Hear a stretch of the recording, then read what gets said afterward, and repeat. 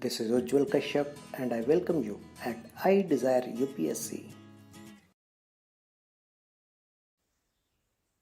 32. Communalism, the liberal phase. There was hardly any communalism in India before the last quarter of the 19th century. As is well known, Hindus and Muslims had fought shoulder to shoulder in the revolt of 1857. The notion of Hindu-Muslim distinction at the non-religious plane, not to speak of the clash of interests of Hindus and Muslims, was by and large non-existent in the press during the 1860s. The identity that the North Indian newspapers emphasized was that of the Hindustanis, especially vis-a-vis European or British rulers. Even when some Muslim intellectuals began to notice that Muslims in some parts of the country were lagging behind Hindus in modern education and in government jobs, they blamed not Hindus but the government's anti-Muslim policy and the neglect of modern education by upper-class Muslims. Syed Ahmed Khan, undoubtedly one of the outstanding Indians of the 19th century, began his educational activities without any communal bias. The numerous scientific societies he founded in 1860s involved both Hindus and Muslims. The Aligarh College he specially founded to fight the bias against modern education among Muslims, received financial support from moneyed Hindus, and its faculty and students had a large Hindu component. Syed Ahmed loudly preached the commonness of Hindus and Muslims till the founding of the Congress in 1885. Thus, for example, he said in 1884, "Do you not inhabit this land? Are you not buried in it or cremated on it? Surely you live and die on the same land. Remember that Hindus and Muslims are religious terms. Otherwise Hindus, Muslims and Christians who live in this country are by virtue of this fact one nation or community." 1. Ironically, communalism in India got its initial start in the 1880s when Syed Ahmed Khan counterposed it to the national movement initiated by the National Congress. In 1887, Dufferin, the viceroy, and A. Colvin, the lieutenant governor of UP, launched a frontal public attack on the National Congress, once its anti-imperialist edge became clear.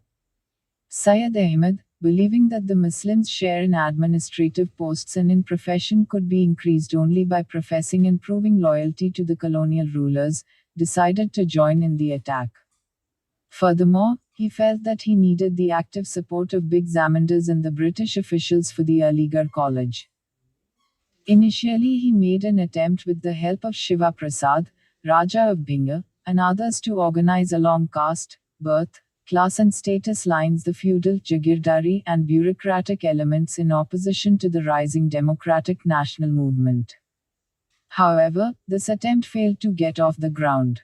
Syed Ahmed now set out to organize the jagirdari elements among Muslims as Muslims or the Muslim community. He and his followers gradually laid down the foundation of all the basic themes of the communal ideology as it was to be propagated in the first half of the 20th century. A basic theme was that Hindus, because they were a majority, would dominate Muslims and totally override the interests of the smaller community, if representative, democratic government was introduced or if British rule ended and power was transferred to Indians. 2. The British were needed to safeguard Muslims as a minority. In the Indian context, said Syed Ahmed, they were the best guardians of Muslim interests. 3. Muslims must, therefore, remain loyal and oppose the National Congress. The theme of a permanent clash of Hindu and Muslim interests was also brought forth. Giving up his earlier views, he now said that India could not be considered a nation. 4. He declared that the Congress was a Hindu body whose major objectives were against Muslim interest.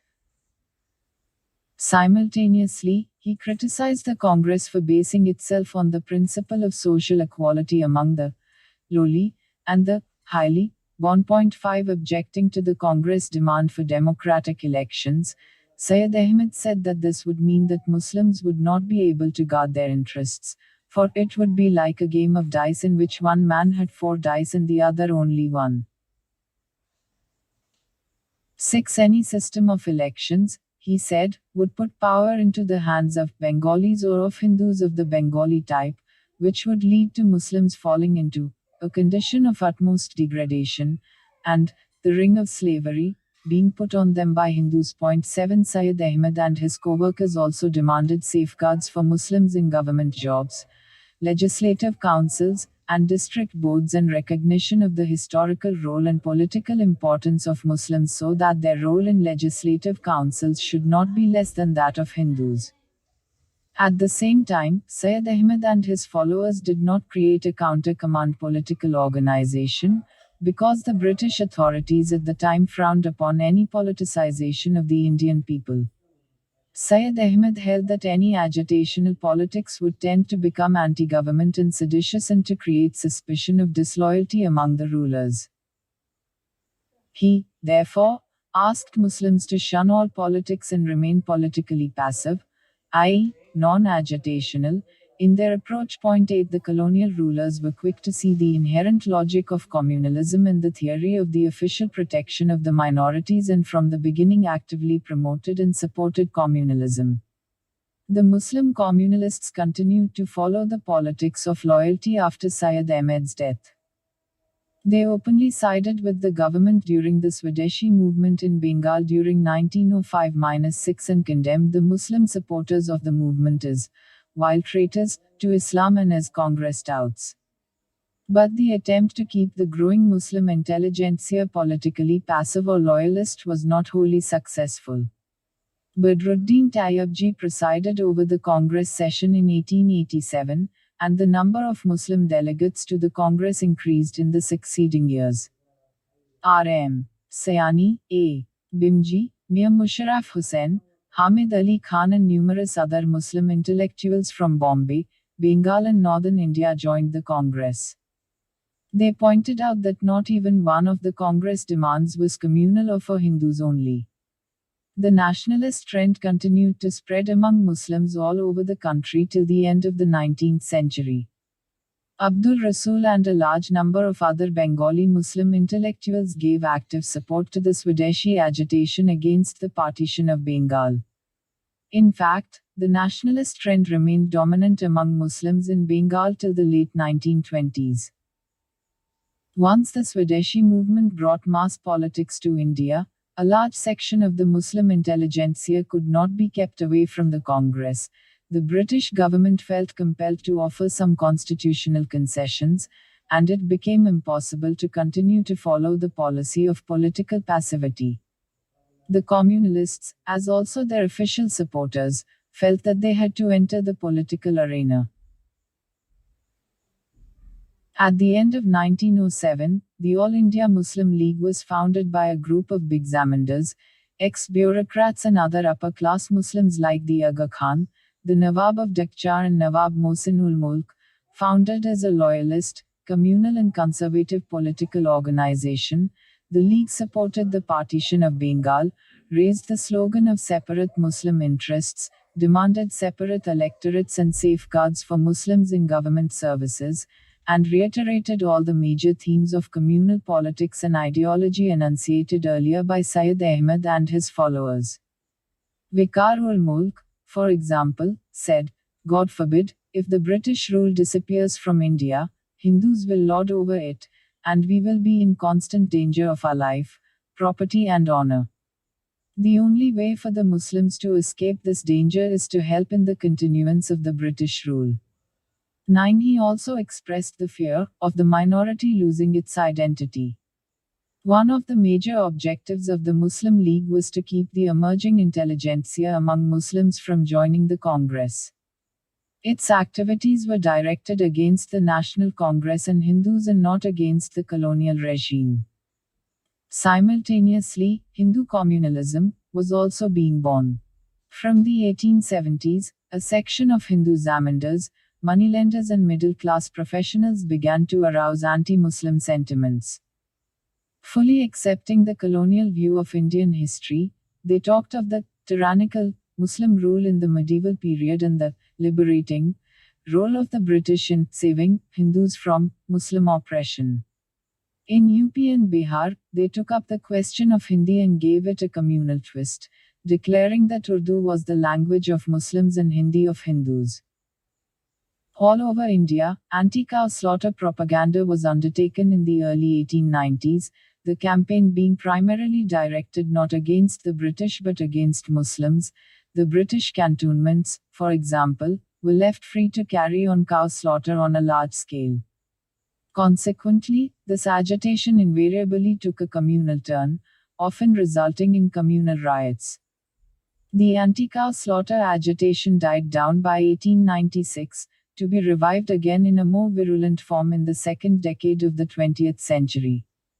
The Hindu communalists also carried on a regular agitation for a Hindu share of seats in legislatures and in government services. The Punjab Hindu Sabha was founded in 1909. Its leaders, U.N.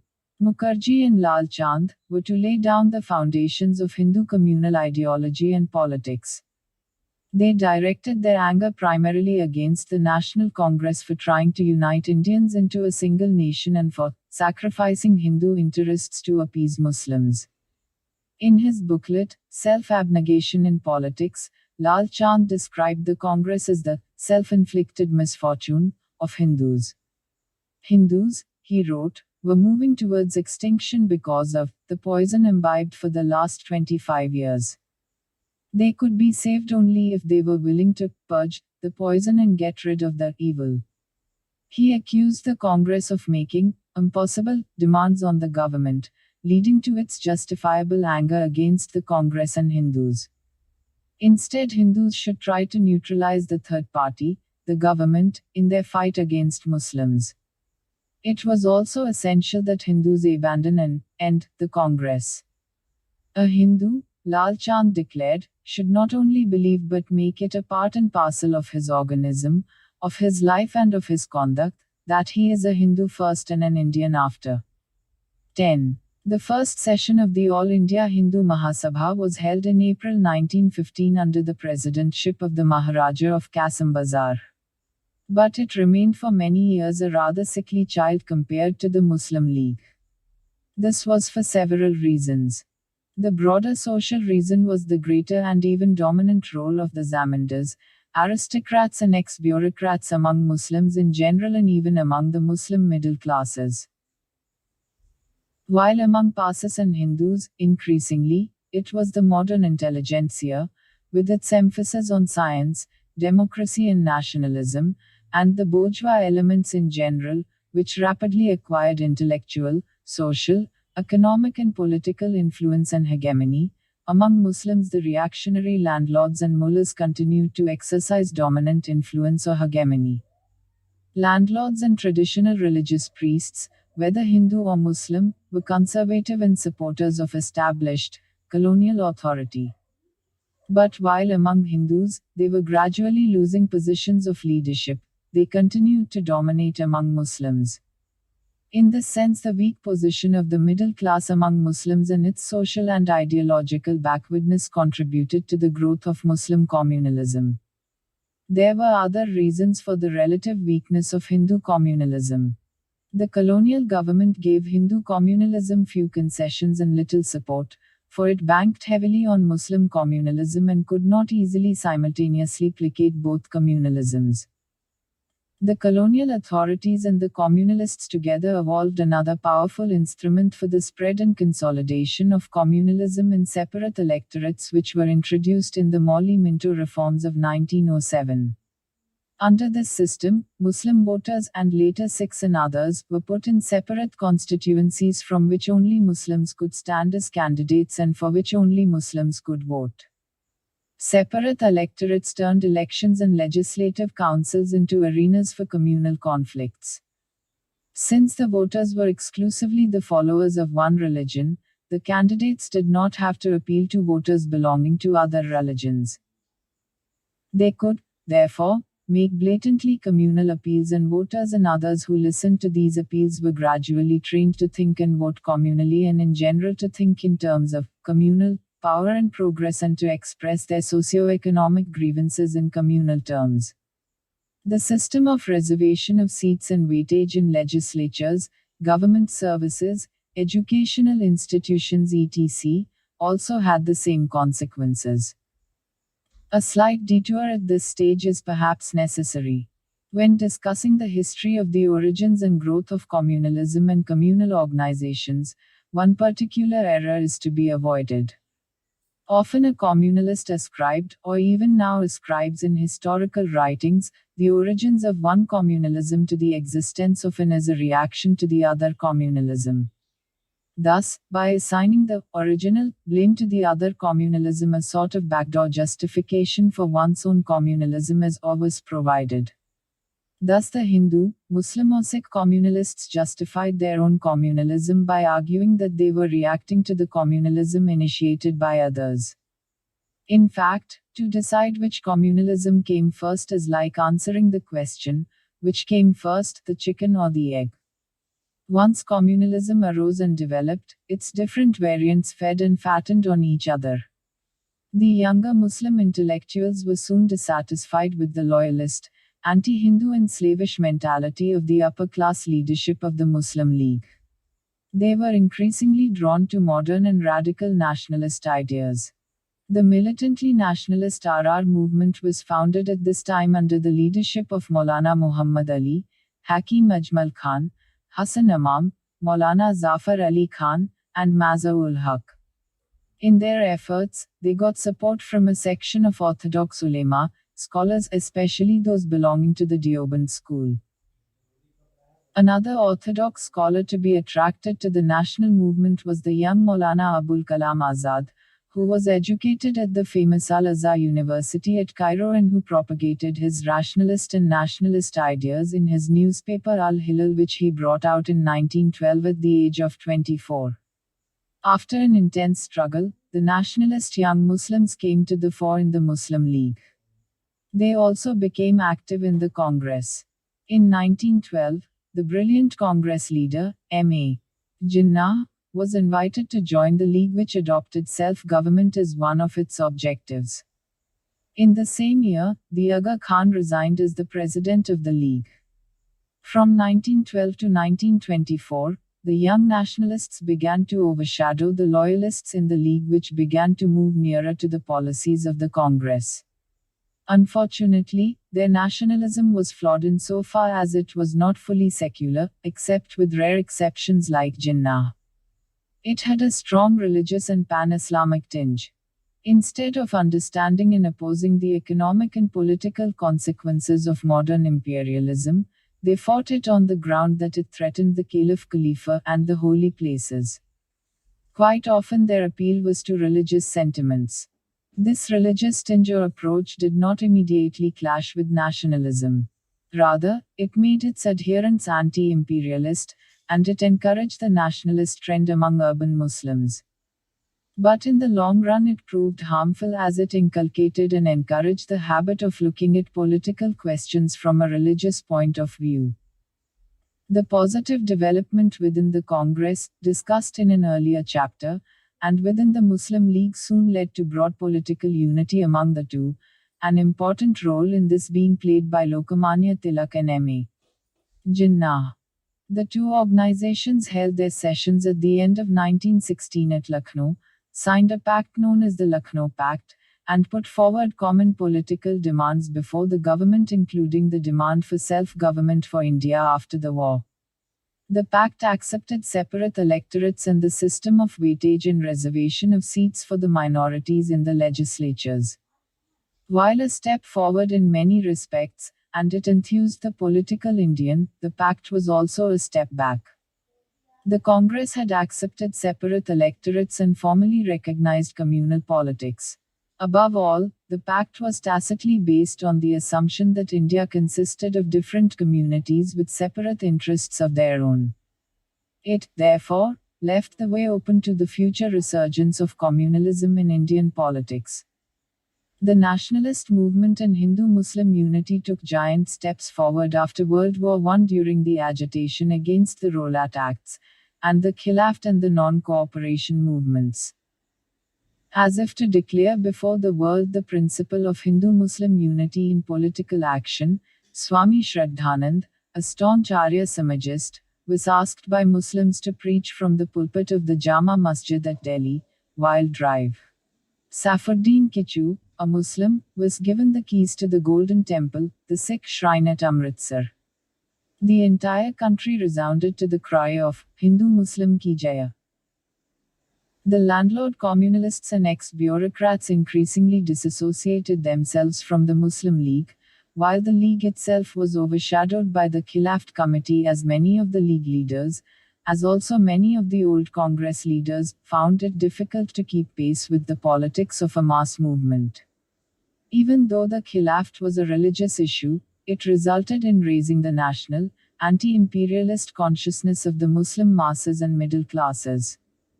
Moreover, there was nothing wrong in the nationalist movement taking up a demand that affected Muslims only, just as the Akali movement affected the Sikhs only and the anti-untouchability campaign Hindus only. But there were also certain weaknesses involved. The nationalist leadership failed to some extent in raising the religious political consciousness of Muslims to the higher plane of secular political consciousness.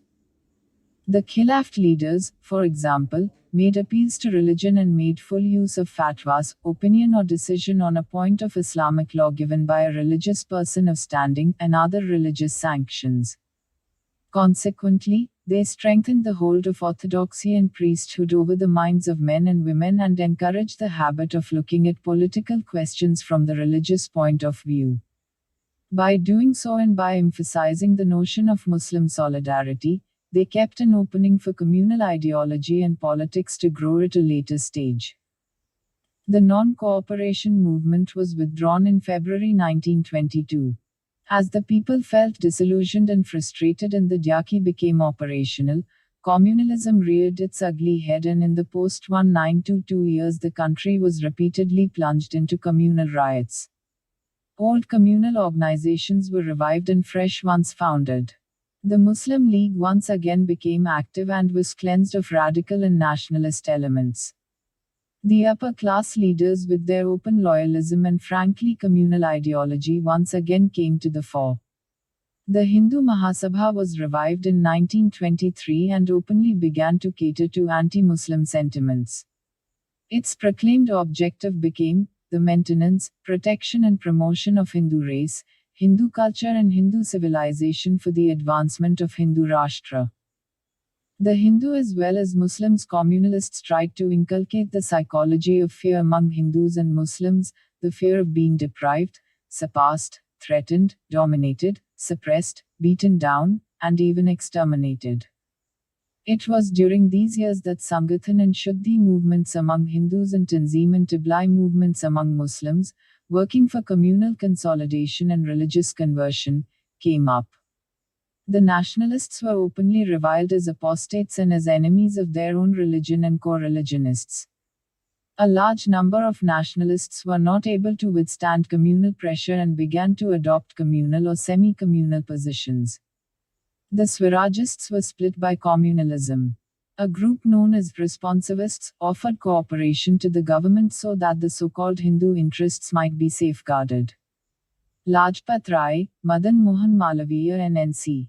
Kelkar joined the Hindu Mahasabha and argued for Hindu communal solidarity. The less responsible, responsivists and Hindu Mahasabhites carried on a virulent campaign against secular congressmen. They accused Motilal Nehru of letting down Hindus, of being anti-Hindu and an Islam lover, of favoring cow slaughter, and of eating beef. Many old Khilafatists also now turned communal. The most dramatic shift was that of Maulanas Muhammad Ali and Shaukat Ali, who now accused the Congress of trying to establish a Hindu government and Hindus of wanting to dominate and suppress Muslims. The most vicious expression of communalism were communal riots which broke out in major North Indian cities during 1923-24. According to the Simon Commission report, nearly 112 major communal riots occurred between 1922 and 1927. The nationalist leadership made strenuous efforts to oppose communal political forces, but was not able to evolve an effective line of action. What was the line of action that it adopted and why did it fail? Its basic strategy was to try to bring about unity at the top with communal leaders through negotiations. This meant that either the Congress leaders acted as mediators or intermediaries between different communal groups, or they themselves tried to arrive at a compromise with Muslim communal leaders on questions of protection to and safeguards of the interests of the minorities in terms of reservation of seats in the legislatures and of jobs in the government. The most well-known of such efforts was made during 1928.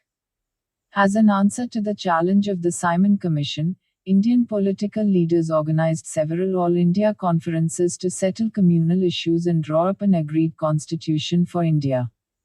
A large number of Muslim communal leaders met at Delhi in December 1927 and evolved four basic demands known as the Delhi Proposals. These proposals were: 1. Sindh should be made a separate province.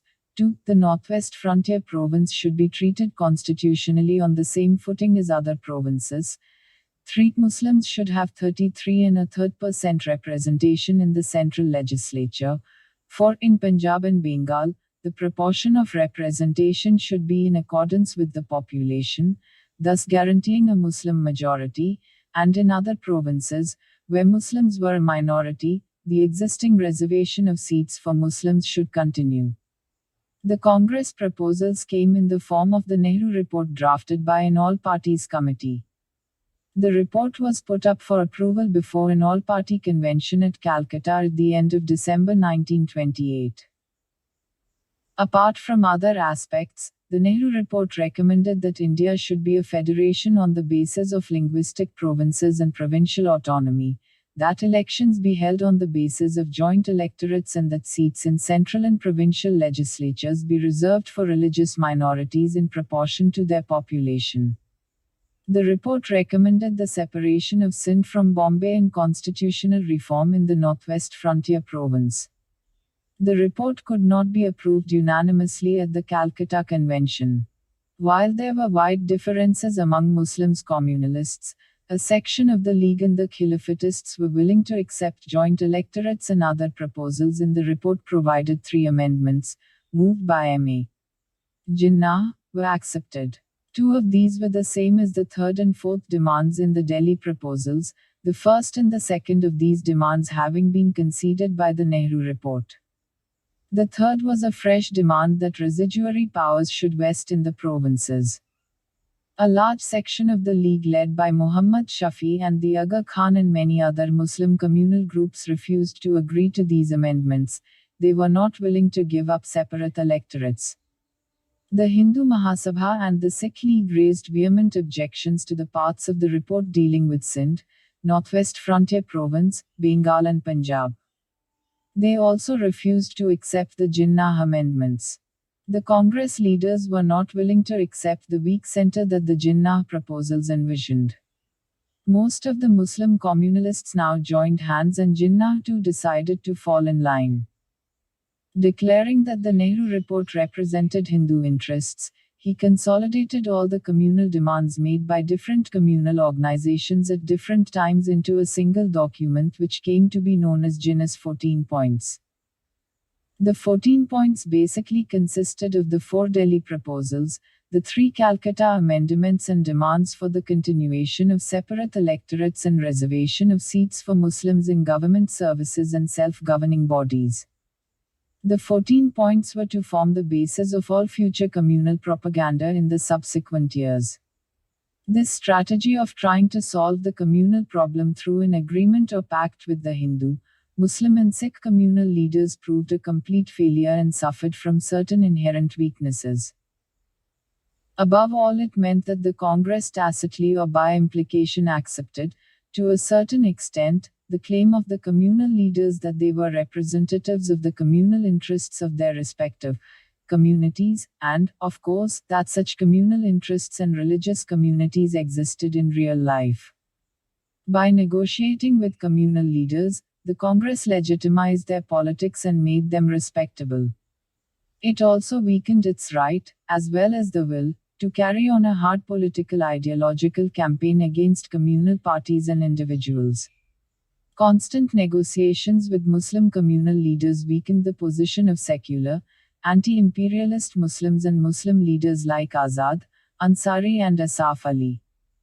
They also made it difficult to oppose and expose the communalism and semi-communalism of leaders like Madan Mohan Malaviya, Lajpat Rai and Maulana Muhammad Ali, who often worked within the Congress ranks. The strategy of negotiations at the top required generous concessions by the majority to the minority, communalism on the question of jobs and seats in the legislatures. But communalism was quite strong among the Hindu middle classes, which too suffered from the consequences of colonial underdevelopment. The Congress leadership found it politically difficult to force concessions to Muslim communalism down the throat of Hindu and Sikh communalists. Thus, the failure to conciliate the Muslim communalists helped them gain strength, while any important concessions to them tended to produce a Hindu communal backlash. In any case, even if by a supreme effort in generosity and sagacity a compromise with communal leaders had been arrived at, it was likely to prove temporary, as was the case with the Lucknow Pact and to some extent the Nehru Report. Not one communal leader or group or party had enough authority over other communal groups and individuals to sign a lasting agreement. Concessions only whetted the appetite of the communalists. As soon as one group was appeased, a more extreme or recalcitrant leader or group emerged and pushed up the communal demands. Consequently, often the more reasonable leader or group felt his communal hold over the followers weakening and found it necessary to go back even on the earlier partial or fuller agreement. This is what repeatedly happened during 1928-29, and Guinness was a typical example. The fact was that so long as communal ideology flourished, the socio-political conditions favoring communal politics persisted, it was difficult to appease or conciliate communal leaders permanently or for any length of time.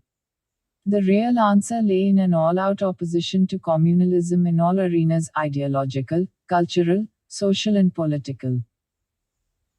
Based on a scientific understanding of its ideology, its social and ideological sources and roots, its social base, and the reasons for its growth in the face of the nationalist work in favor of Hindu-Muslim unity, an intense political ideological struggle had to be waged against communalism and communal political forces.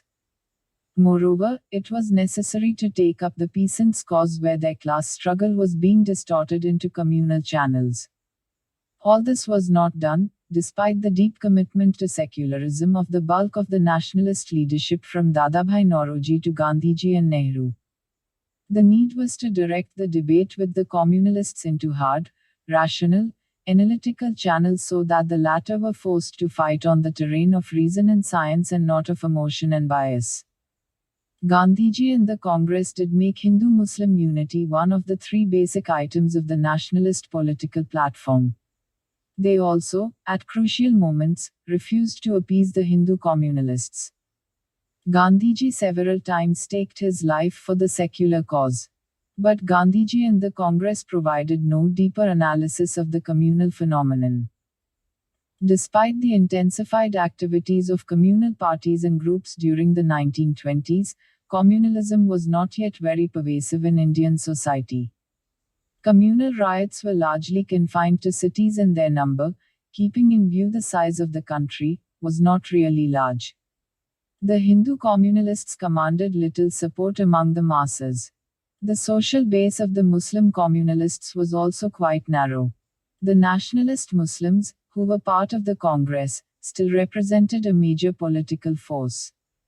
The rising trade union, peasant and youth movements were fully secular. The reaction to the Simon Commission further revealed the weakness of communal forces when both the Muslim League and the Hindu Mahasabha got divided, some in favor of a boycott of the commission and others for cooperating with it. The anti-Simon Commission protest movement and then the Second Civil Disobedience Movement from 1930 to 1934 swept the entire country and once again pushed the communalists as a whole into the background. Led by the Congress, Jamaatul Ulema-i-Hind, Khudai Khidmatkars and other organizations, thousands of Muslims went to jail. The national movement engulfed for the first time two new major areas with a Muslim majority, the Northwest Frontier Province and Kashmir. The communal leaders got a chance to come into the limelight during the roundtable conferences of the early 1930s. At these conferences, the communalists joined hands with the most reactionary sections of the British ruling classes. Both the Muslim and Hindu communalists made efforts to win the support of British authorities to defend their so-called communal interests. In 1932, at a meeting in the House of Commons, the Aga Khan, the poet Muhammad Iqbal and the historian Shafat Ahmad Khan stressed the inherent impossibility of securing any merger of Hindu and Muslim, political, or indeed social interests and the impracticability of ever governing India through anything but a British agency.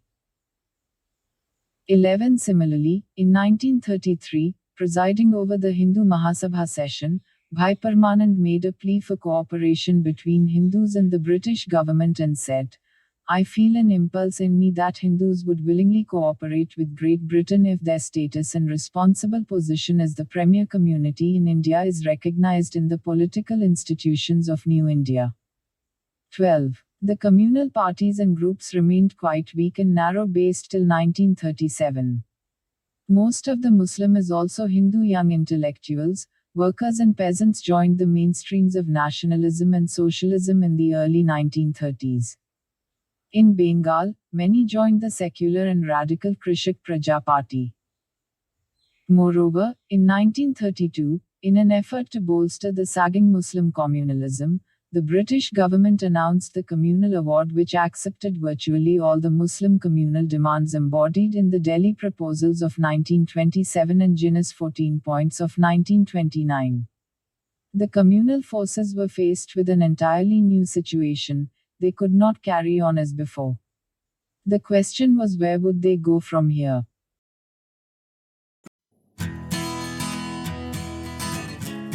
I hope the session was helpful to you. If you want to support us, you can subscribe to our channel, share it with your friends and other learners interested. Catch you in our next session. As of now, thank you. Jai Hind.